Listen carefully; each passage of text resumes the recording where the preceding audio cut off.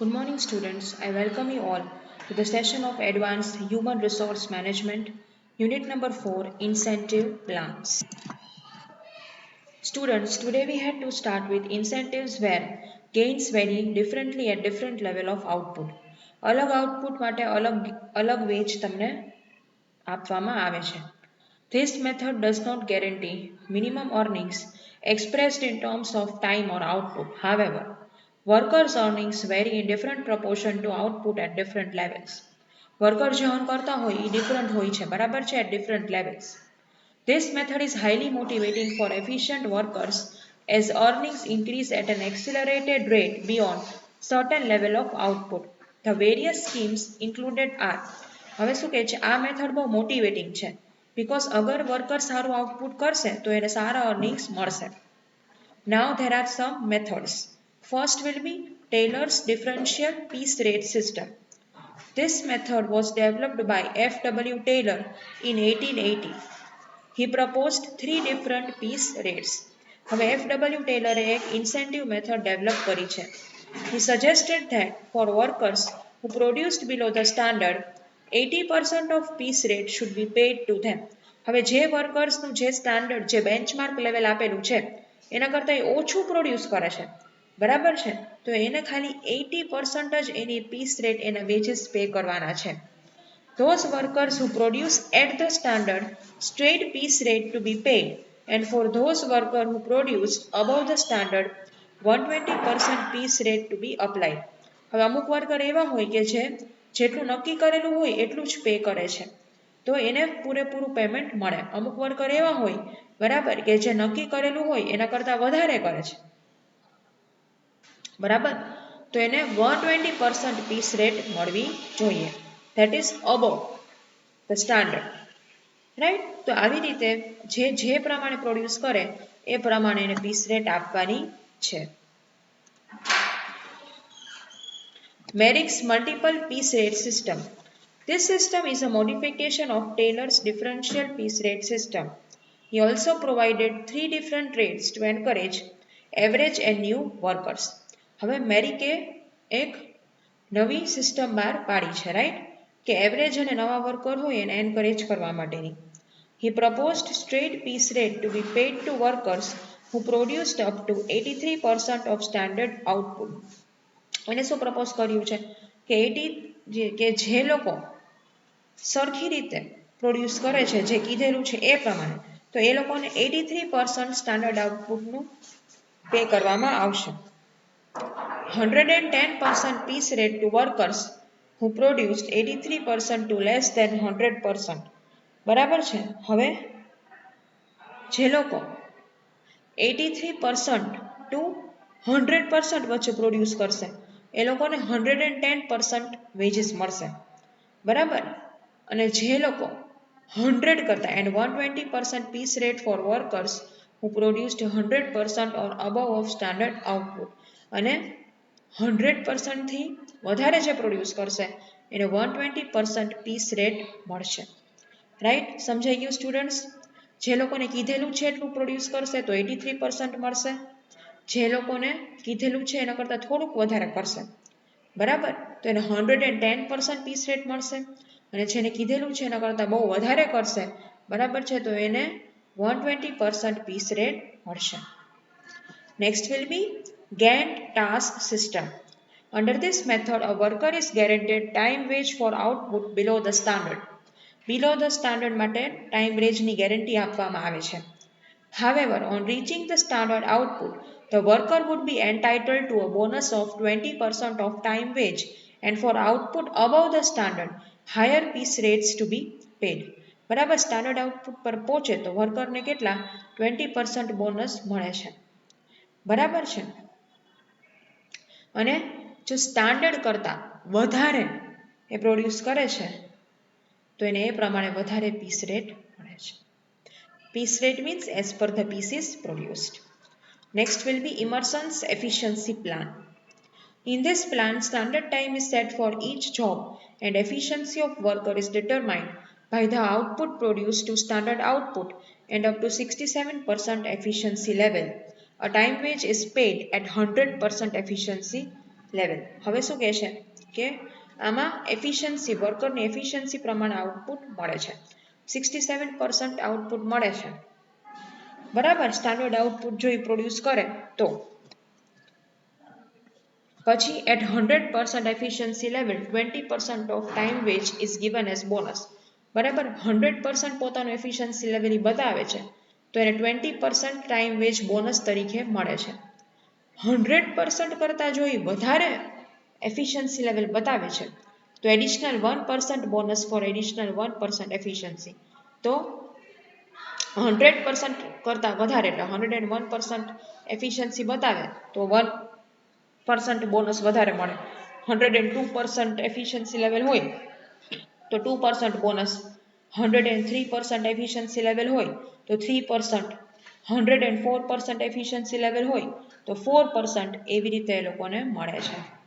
Thus, if standard output is 10 hours is 100 unit, the worker producing 130 unit in 10 hours, then the efficiency level is 130%. હવે શું કહે છે, standard output 10 કલાકનું 100 unit આપણે set કર્યું છે. બરાબર, પણ વર્કર 10 કલાકમાં 100ની જગ્યાએ કેટલા બનાવે છે? 130 યુનિટ બનાવે છે. વર્કર 10 કલાકમાં 100ની જગ્યાએ 130 યુનિટ્સ બનાવે છે. તો એનો મતલબ શું થયું? એની એફિશિયન્સી લેવલ 130% થઈ. તો એને બોનસ કેટલું મળશે? 20% બોનસ મળશે 100% માટે. અને પ્લસ જે 30% છે, બરાબર, 30% એક્સ્ટ્રા એને પ્રોડ્યુસ કર્યું એના માટે 30% એફિશિયન્સી લેવલ વધારે હોય તો એને 30% એક્સ્ટ્રા મળશે. So if the time wage is ₹50 per hour, જો 50 per hour ટાઈમ વેજ હોય તો વર્કર કેટલું અર્ન કરશે? 10 rupees 10 into 50 is equal to 500. બરાબર છે? કેવી રીતે? 10 કલાકના 50 રૂપિયા, બરાબર છે, એટલે 500. બરાબર, plus a bonus of 50% of time veg, plus એને 50%નું બોનસ મળશે. 50% into 500, 500ના 50% કરવાના એટલે કેટલા થાય? 250. તો એનું ટોટલ અર્નિંગ કેટલું થઈ જાય? 500 plus 250 એટલે 750 rupees for 10 hours and 130 units produce. બરાબર છે? આપણો સમ હતો ને કે 10 કલાકના 100 યુનિટ પ્રોડ્યુસ કરવાના છે, પણ એ વર્કર શું કરે છે? 10 કલાકના 130 યુનિટ પ્રોડ્યુસ કરે છે. તો એને ટોટલ પૈસા કેટલા મળે? તો ટોટલ એને 750 રૂપીસ મળે 10 કલાક માટે. કેવી રીતે? ફરીવાર રિપીટ કરું છું. બરાબર, જેટલી એફિશિયન્સી વધારે એટલું બોનસ વધારે. 100ની જગ્યાએ એને 130 યુનિટ પ્રોડ્યુસ કર્યા છે એટલે 30% વધારે એને પ્રોડ્યુસ કર્યું છે. એટલે 30% એફિશિયન્સી પ્રમાણે એને બોનસ મળવું જોઈએ. તો ટાઈમ વેજ 1 કલાકના 50 રૂપિયા છે. બરાબર, તો 10 કલાકના કેટલા થાય? 500 રૂપિયા થાય. 10 into 50. 10 કલાક એને કામ કર્યું છે, 1 કલાકના કેટલા? 50 રૂપિયા એટલે 500 રૂપિયા. એ તો એનો ફિક્સ પગાર છે, પણ એને 30% એક્સ્ટ્રા કામ કરેલું છે, 30 યુનિટ એક્સ્ટ્રા બનાવેલા છે, એટલે એનું બોનસ કેટલું એને મળશે? વધારે 50% એનું બોનસ મળશે. કેવી રીતે? કેમ કે એ એલિજિબલ છે 20% બોનસ પ્લસ 30% બોનસ, કેમ કે એની એફિશિયન્સી લેવલ વધારે છે એટલે 50% બોનસ. એટલે 500ના 50% તમારે કરવાના, 500ના 50% એટલે ₹250 થાય. તો 500 plus 250 is equal to will be 750 for 10 hours and 130 unit produce. So I hope now you are clear. કદાચ અહીં એફિશિયન્સી લેવલ 140 હોત તો 40 plus 20 એટલે 60%. 500ના 60% કરવા પડત અને એનું એડિશન 500માં કરવું પડે. Okay students, so this is Emerson's plan.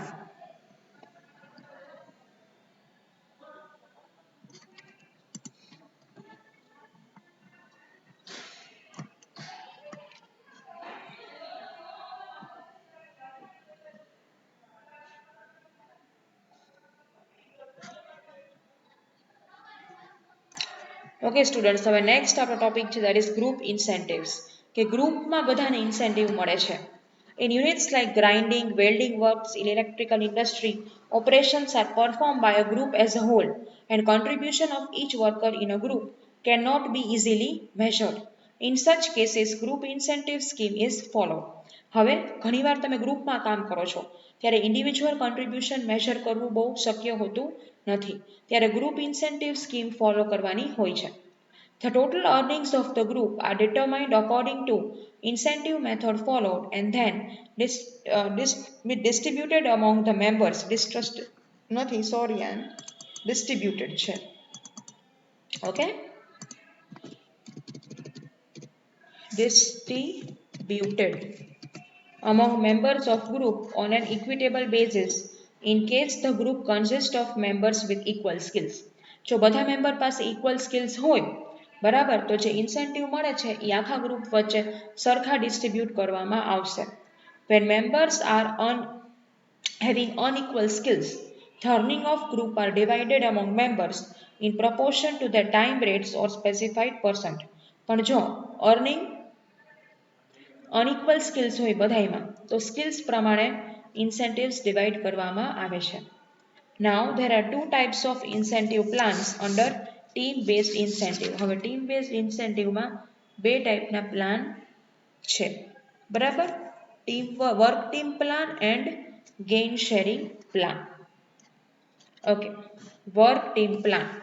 All members of the team may be awarded equally on basis of group performance measured in terms of output, cost, savings.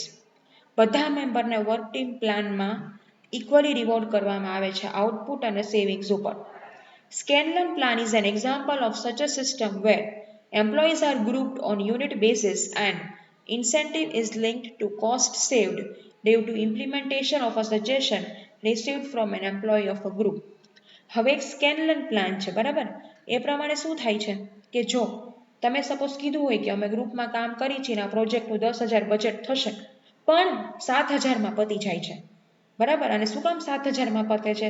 એટલે group member હોશિયારીથી પૈસા બચાવે છે સજેશનથી, તો એને ત્યારે incentive મળવું જોઈએ. તો આખા ગ્રુપને ઇન્સેન્ટિવ મળશે કેમ કે એને શું કર્યું છે? કોસ્ટ સેવ બરાબર. Incentives are link to cost save, એટલી કોસ્ટ સેવ કરી છે એટલા માટે.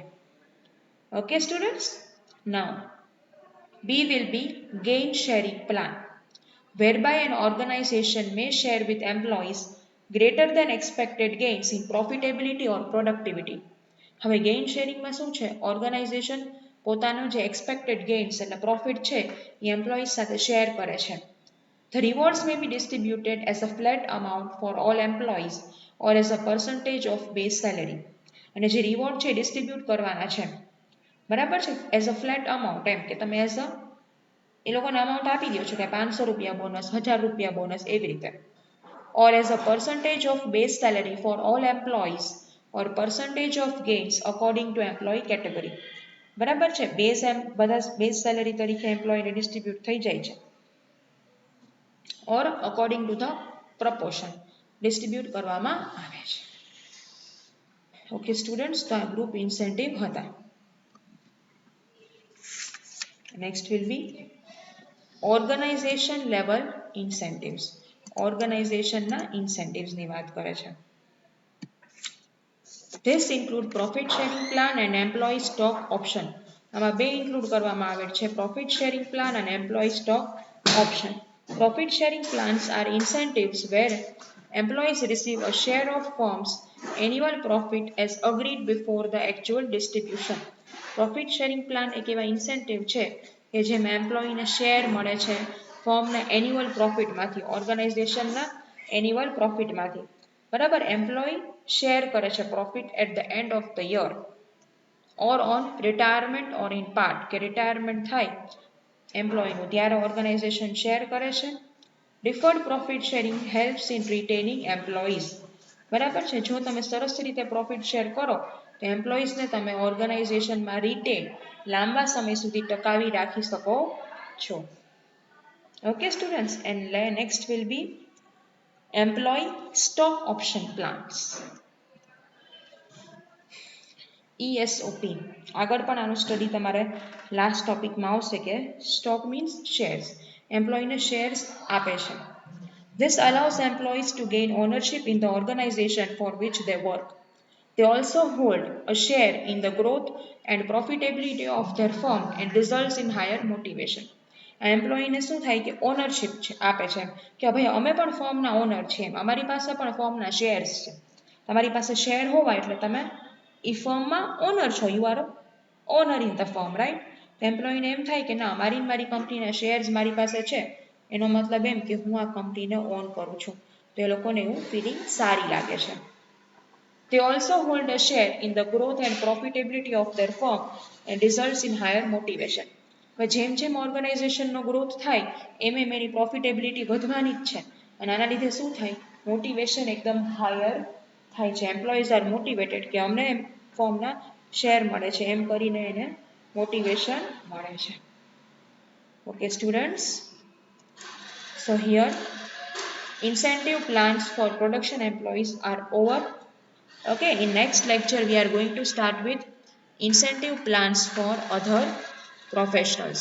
So here our incentive plan for production employees over. Now we will continue in the next lecture. Till then, take care and thank you.